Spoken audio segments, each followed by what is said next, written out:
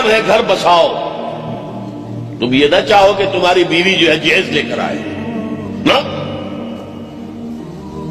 تمہارا گھر ہے، شادی کرو تو ولیمہ تم کرو.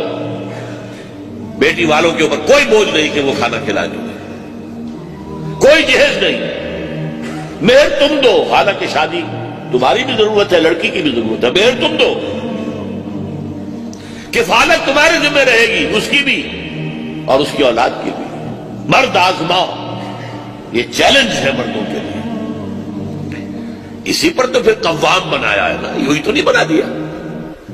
اور قوام کے بعد جو ہے خام کا لوگ ترجمے کرتے ہیں خبر گیری کرنے والا، اور یہ بکواس ہے.